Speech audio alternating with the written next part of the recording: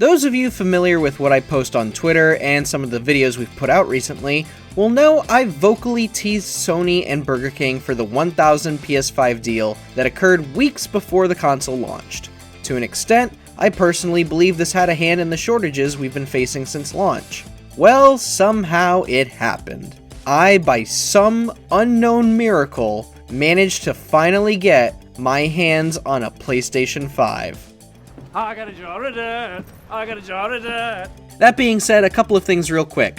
Miles Morales should only be experienced on PS5, Demon's Souls is unbelievable, Destruction All-Stars is However, there is one game in particular we'll be analyzing today. In my first couple days with the machine, Astro's Playroom was all I played, and for good reason. There's so much done right with this game that it raises the bar for what launch games should be. Or, assuming this is the last generation of consoles, what launch games should have been. What do I mean by that? Greetings, ladies and gentlemen of the internet. My name is Ty with MojoPlays, and this is the best launch game of all time, Astro's Playroom for the PlayStation 5. Before we begin, we publish new content all week long, so be sure to subscribe and ring the bell to get notified about our latest videos. Typical launch games serve as a simple tech demo or feature a collection of minigames with little or no direction as to what it wants to focus on. PSVR Worlds, Wii Sports, you name it. These games typically show off just the graphics, maybe touch on some small neat features, and provide an arcadey experience overall. Sure, some of them have earned a spot in video game fame, but Astro's Playroom has a more unique concept. As the titular and adorable robot, you'll explore 4 different worlds based around the various improvements PS5 comes with.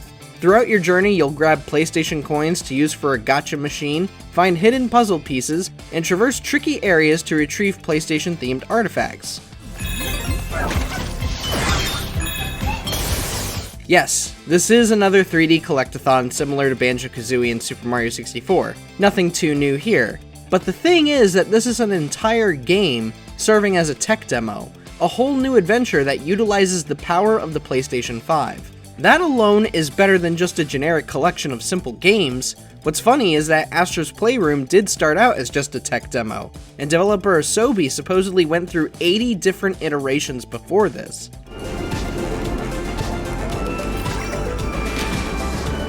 Even with origins like that, tech is still a big theme in Astro's Playroom. As I mentioned a little bit ago, you'll venture through 4 distinct worlds inspired by the power of PlayStation 5. Memory Meadow, SSD Speedway, GPU Jungle, and Cooling Springs. These locations are not just beautiful to look at, but their themes also visually explain what each part of the console does. SSD Speedway is filled with bots zooming around on rockets, signifying the faster processing, while GPU Jungle shows off by covering itself in various assets at once, and rendering them all without any struggle. Memory Meadow presents the PS5's insanely fast load times with its unique transitions between segments. And Cooling Springs? I mean, it's a beach with water, physics, and ice, and you're exploring a cooling fan. That's really all there is to it. Anyways, this was a heck of a way to introduce the player to their new machine without throwing a mess of technical jargon at them. It properly shows you what your console is capable of, and does so in fun ways.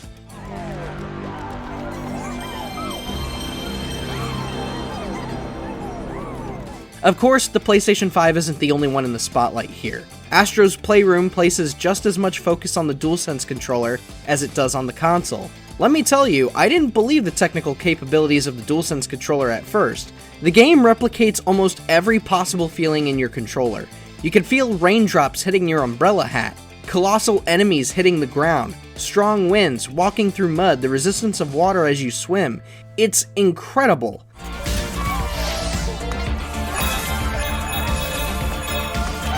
Just when I thought the DualSense couldn't be any more of a technical marvel, Astro's Playroom demonstrated its unique adaptive triggers.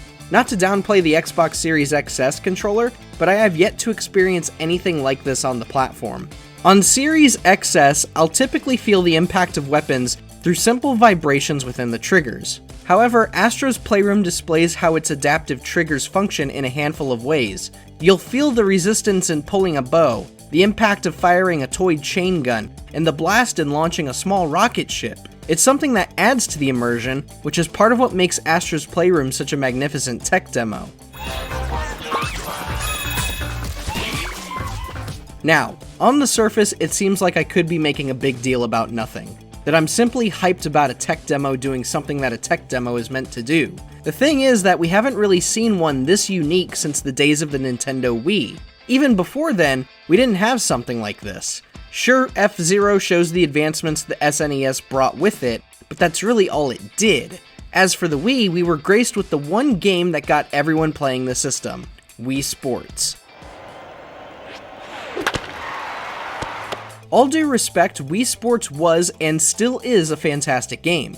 Admittedly, it's nothing exceptional in the grand scheme of things, just a simple sports sim consisting of baseball, tennis, golf, bowling, and boxing.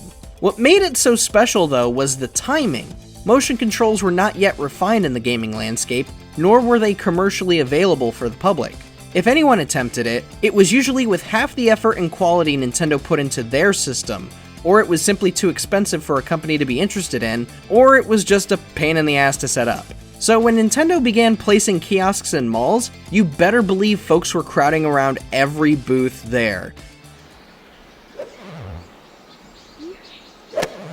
Wii Sports was a product of its time and is still a simple, fun game to revisit every now and again. While it did show everyone what the Wii was all about, in the end, it didn't do a heck of a lot to showcase the technical prowess. And we aren't just talking graphically either. Each of the 5 core modes utilizes swinging motions, and not much else. We didn't see the full potential of the Wii's motion controls until other titles released later on, such as Wii Sports Resort, which, thanks to the Motion Plus accessory, allowed the controller to be more accurate with gestures. Even then, very few titles supported the Motion Plus attachment. Don't get us wrong, Wii Sports is a great game, we will never deny that. But for a tech demo, it simply doesn't do a lot outside of showing the novelty of the system.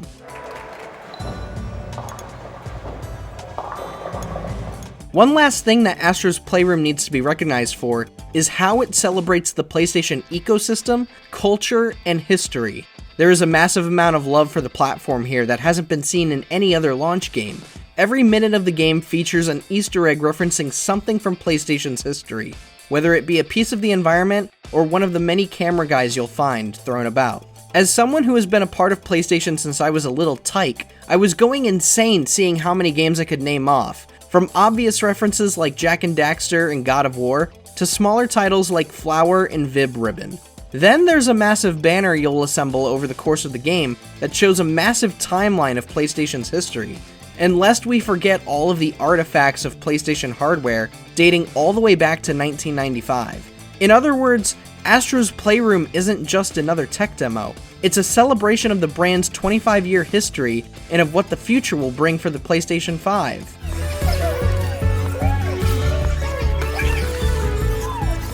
Of all the launch games to have crossed my path, none have shown a better light on their consoles than Astro's Playroom.